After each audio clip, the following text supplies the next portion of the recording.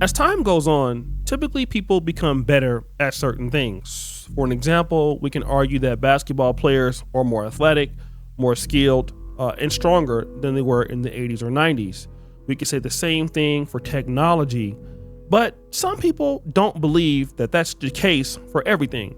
In the case of hip hop, for an example, people will say the rappers of today are not as good as the rappers of yesterday. If we look at Clips's God Sort 'Em Out's album, we can understand that their album was better than almost anybody else younger than them.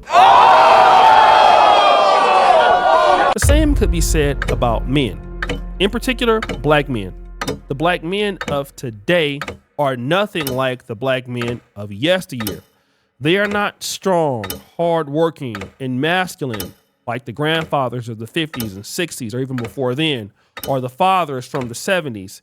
They're not like that. For most women, these guys are not even men. And it's like every other day we see black men constantly on this app or social media complaining about how life isn't fair, how they got to rebuild themselves, they need help, they need the woman's help. It's like they are literally the only men that get on here and tell the world that they're broken and they need to be built up by women. And they don't find that emasculating. This particular sister is complaining that black men of today have so many issues and they need women's help. And in the complaining and all of the crying from these men, they don't see that it's emasculating them.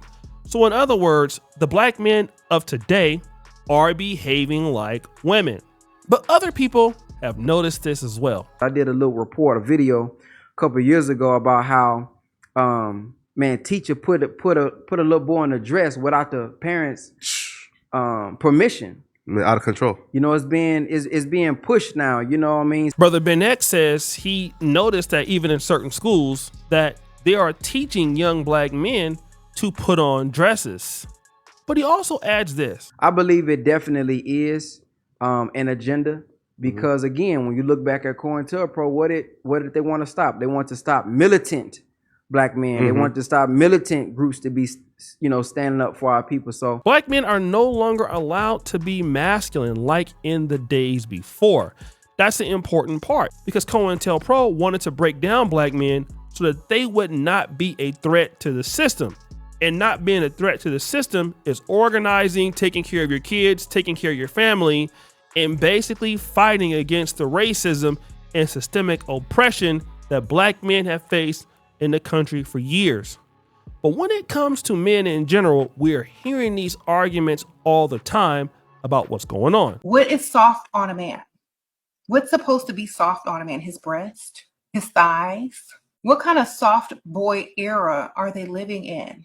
They really are trying to, I know it's like funny and it's supposed to be like a joke, but literally, if men don't even want to be masculine anymore, then the woman will literally just start, quote unquote, creating the things on her own without him.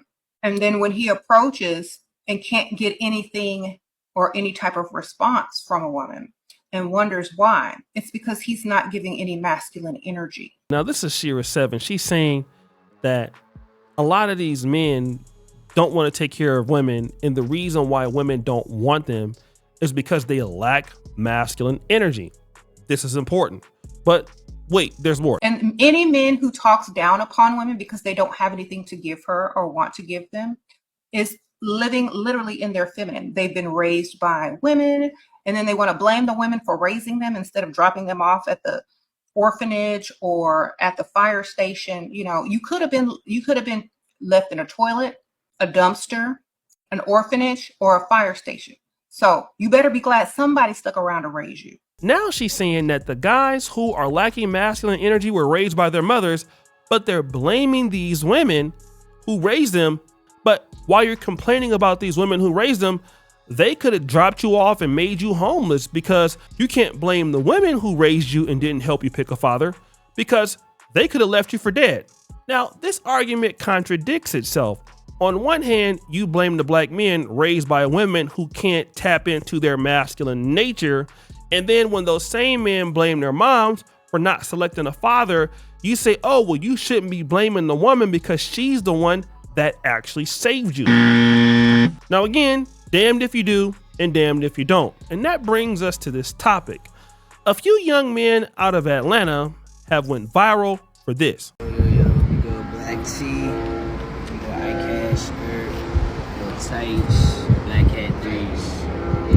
I would go eye-cast polo, eye-cast lace skirt on the bottoms, and we go A. Hardy drawers. Now, these guys are wearing skirts, and we can say that's a fashion statement. I mean, the Irish guys have done it before. We've had wrestlers in the past like Roddy Piper that's done it. And okay, yes, kilts or skirts, and men in Scotland and Europe have done it. But this is a little bit different because Black American men are not known for doing this. Now, we have seen entertainers, Russell Westbrook and certain other guys be involved in like Paris Fashion Week and do this. But when you look at it from a masculine standpoint, it can be looked at in two ways. Number one, this is a trend for guys to be different. Number two, here is the feminization and the emasculation of black men. And these are the black men that these women are complaining about. And they don't like it. A lot of the women don't like it, okay? Now, the guys, they kind of think that it's a joke and, you know, whatever. But a lot of the women will point to this and say, oh, here we go in Atlanta. These guys are gay. I told you black men were gay. All of these things are situations that you will hear when it comes to these young black men who are trying out these new fashion trends or possibly experimenting with their sexuality. And again, I say, who raised these men? In order for you to get the kind of men that you want, I'm going to keep saying this, you have to invest in those kind of men. All right. It's the same thing for any business, any powerhouse program in sports. I mean, if you look at Nebraska in the 80s and 90s under Tom Osborne, you know, he stayed there for like almost 27 years and he had to build that program up into a national powerhouse. Now, same thing with any other team, you know, any other business. You have to develop what you want to see to get a product. And it's not easy developing what you want to see. To develop black men or any kind of man that has responsibilities, that want to take care of his women, that want to look masculine and act masculine, you have to invest in wanting to be with the father. And the father has to invest in wanting to be with the mother. But when you have a man and a woman who don't feel like they ought to get married and take care of their kids or basically do it all by themselves and co-parent, well, then you might get some more of this. This is not to say that all, you know, black men that have two parents won't address like this. But if you don't have black men understanding the masculine roles in societies, then you're going to have this. And then the scapegoat that happens is black women are going to point this out and call these guys out for this. This is what I'm talking about. These dudes just want each other. These dudes just like each other. Then you ask that same lady, are you a single mom? And she going to be like, yeah, the same woman complaining about a lack of black men that are strong out there is basically a single mom or doesn't have a man herself. And this is the issue. You have to want your son or your daughter to have both parents in the house, okay? If you want this to stop, then you can't just be out there getting your cheeks clapped or booty clapping it up without condoms just because you want to have fun for the night or get pregnant. You have to understand that it takes a lot of work, a lot of folks in the community that can have a good effect on your son. All right. Now, when I came up in the 80s and 90s in the black community, it seems so long ago. But one thing I can say is we had a lot of black men in our community that teach you how to cut the grass and how to do stuff like that. I can remember my granddaddy right now. Boy, keep that wheel by that edge, boy. You missed the spot. Stop. Put that wheel by that edge. Keep that wheel by that edge. Rest in peace, Grandpa. He lived till he's 101 years old, but he used to teach me, boy, keep that wheel by that edge. He would get me up at 4, 5 o'clock in the morning, show me how to do things. Now, I wasn't really an outdoorman kind of person or fixing cars and stuff, but he tried to show me what he could because he knew one day I would have to go head on and have my own family. And he tried to give me as much as he could. The same with my dad. But you don't see that right now in the black community. A lot of black men, if you grew up in my time and you went to church, if you had brotherhood service on Mondays or whatever, you had men you can reach out to. You had men that could help you get summer jobs. You had men that could help you do something in the community. Those things are not there anymore. You know, in the 70s and 80s, when you had a lot of single mothers in the black communities, you know, you had a lot of black men that had boxing gyms and you know, a lot of the coaches was there, basketball, things that a man could step up and just, you know, be like that, right? And kind of help your son. Those things are not really there as much as it used to be, right? We don't operate in the same way. So if black women are going to complain about men like this, then are you doing your job by having a man that can actually teach your son and your daughter how to be the right kind of person? Do you have that infrastructure in place? Because if you don't, then I just don't understand what the complaints are.